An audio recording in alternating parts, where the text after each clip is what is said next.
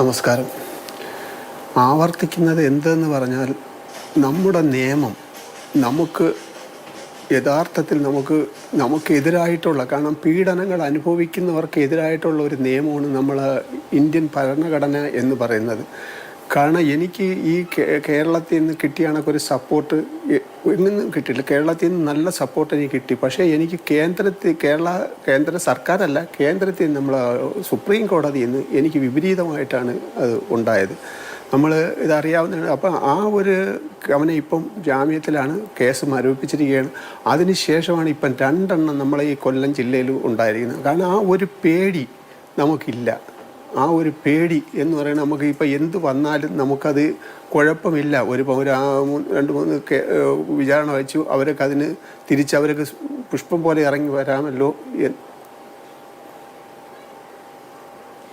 അങ്ങനെ ഒരു ആത്മവിശ്വാസം ഉണ്ടാകുന്നുണ്ട് അല്ലെ? ഇപ്പോൾ കിരണിന്റെ ശിക്ഷാവിധി താൽക്കാലികമായി മരവിപ്പിക്കുന്ന ഒരു സാഹചര്യം ഉണ്ടാകുന്ന സമയത്ത് ഈ തരത്തിലുള്ള സൈക്കോ സ്വഭാവമുള്ള മനുഷ്യന്മാർക്ക് ഇത് ഇത്രയേ ഉള്ളൂ എന്നുള്ളത്, ഇപ്പം നമ്മുടെ നാട്ടിലല്ല പുറത്തെവിടെയെങ്കിലുമൊക്കെ ആണ് എങ്കിൽ, ഭാര്യയുടെ ശരീരത്തിലൊരു പോറൽ ഉണ്ടായിട്ടുണ്ട് എങ്കിൽ എങ്ങനെയാണ് നിയമം ഇടപെടുന്നത് എന്നുള്ളത് നമുക്കറിയാം.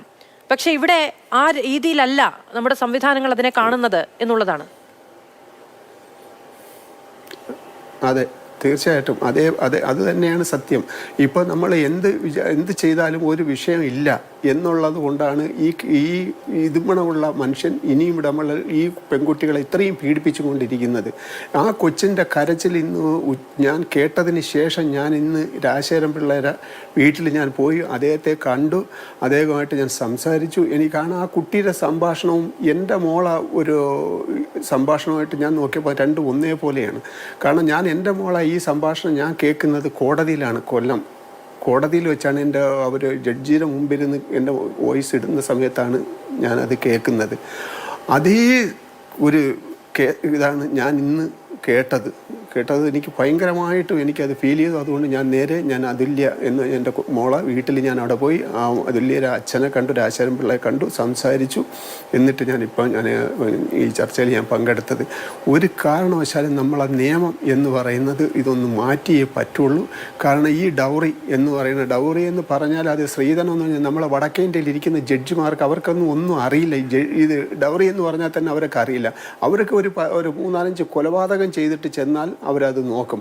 അല്ലാതെ നമ്മൾ ഇങ്ങനെയുള്ള ഒരു കേസുമായിട്ട് നമ്മളവിടെ ചെന്നാൽ ഒരു കാരണവശാൽ നമ്മളെ പരിഗണിക്കുകയില്ല. അതിന് നമ്മളിപ്പം പാർട്ടിയോ അല്ലെങ്കിൽ നമ്മളെ ഗവൺമെൻറ്റിനെയോ അല്ലെങ്കിൽ വേറൊരാളിനെയോ കുറ്റം പറയാൻ പറ്റത്തില്ല. കാരണം ഈ നിയമം അങ്ങനെ ഇരിക്കുകയാണ്. ഇന്നിപ്പം രാജശേഖരൻ പിള്ള വളരെ വ്യക്തമായിട്ട് 2 ആഴ്ചത്തോളം ഒരുപാട് അദ്ദേഹത്തെ അങ്ങനെ ആയിപ്പോ എന്നൊക്കെ പറഞ്ഞു പോകും. ഒരു 2 ആഴ്ച കഴിയുമ്പോഴത്തേക്ക് ഇത് ഒന്നുമില്ല, ഓർമ്മയില്ലാതെ അങ്ങ് പോകുന്നു.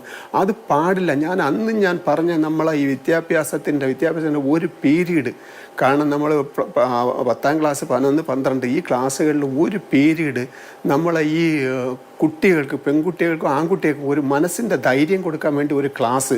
കാരണം അവൻ വന്ന് എന്തെങ്കിലും പറയുക, അല്ലെങ്കിൽ അവൻ എന്തെങ്കിലും ശരീരത്തോടെ പോടാ എന്ന് പറഞ്ഞ് ഇറങ്ങി വരാനുള്ള, പോടാ എന്ന് പറയാനുള്ളൊരു ധൈര്യം കൊടുക്കാൻ വേണ്ടിയിട്ട് ഞാൻ അന്നും ഇന്നും ഇപ്പം 4 വർഷമായി എൻ്റെ മോള് നഷ്ടപ്പെട്ടിട്ട്. 4 വർഷം കഴിഞ്ഞപ്പോഴും ഞാനത് കണ്ട്, ഞാനിപ്പോഴും വളരെ ദുഃഖത്തോടുകൂടി ഞാൻ രാജശേഖരൻ പിള്ളയായിട്ട് സംസാരിച്ചു. ഞാനിപ്പോൾ ഇവിടെ വന്നതേ ഉള്ളൂ. അതുകൊണ്ട് ദയവ് ചെയ്ത് നമ്മളെ ഗവൺമെൻറ്റിനെ ഒരു കാരണവശാലും ഇതിൽ കുറ്റം പറയുക, അല്ലെങ്കിൽ വേറെ ഒരു ഗവൺമെൻറ്റിനെ കുറ്റം പറയുക ഒന്നുമല്ല. ഇത് നമ്മളെ ഈ നിയമം നമുക്കൊന്ന് മാറ്റി എഴുതുക, അല്ലെങ്കിൽ നമ്മൾ ഈ കേസ് ഇതൊന്ന് വേറെ ഒരു ലെവലിൽ കാണാം. ഈ കല്യാണത്തിന് ഇപ്പം കല്യാണത്തിൽ ഒരുപാട് വ്യത്യാസങ്ങളുണ്ട്. എൻ്റെ മോള് നഷ്ടപ്പെട്ടതിന് ശേഷം ഇന്നിപ്പം ഡൗറി സ്ത്രീധനം ചോദിക്കാറില്ല ആരും. അവരെല്ലാം നോക്കിക്കണ്ടേ കയറുള്ളൂ പയ്യന്മാർ.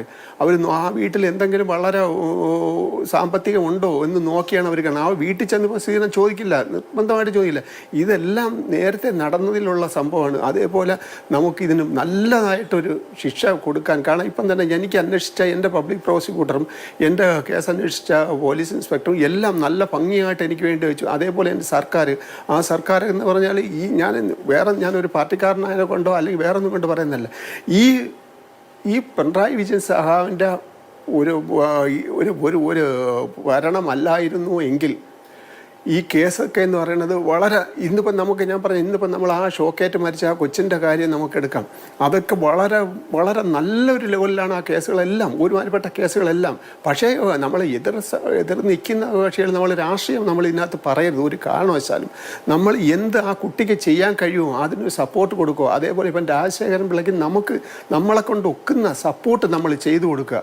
ദയവ് ചെയ്ത് അദ്ദേഹത്തെ ഒറ്റപ്പെടുത്താതെ അദ്ദേഹത്തിൻ്റെ കൂടെ നിന്ന് നമ്മളെല്ലാവരും എനിക്ക് ഏറ്റവും കൂടുതൽ എനിക്ക് നന്ദി പറയാനുള്ള നമ്മളെ മീഡിയ സുഹൃത്തുക്കളാണ്. അവർ എനിക്ക് വളരെ വളരെ സപ്പോർട്ട് ചെയ്യുന്നു. അതേപോലെ ഈ രാജശേഖരൻ പിള്ളയ്ക്ക് ആ ഒരു സപ്പോർട്ട് കൊടുക്കണേ എന്നുള്ള ഒരു അഭ്യർത്ഥന മാത്രമേ ഉള്ളൂ. ശരി, ഞാൻ അങ്ങിലേക്ക് വരാം.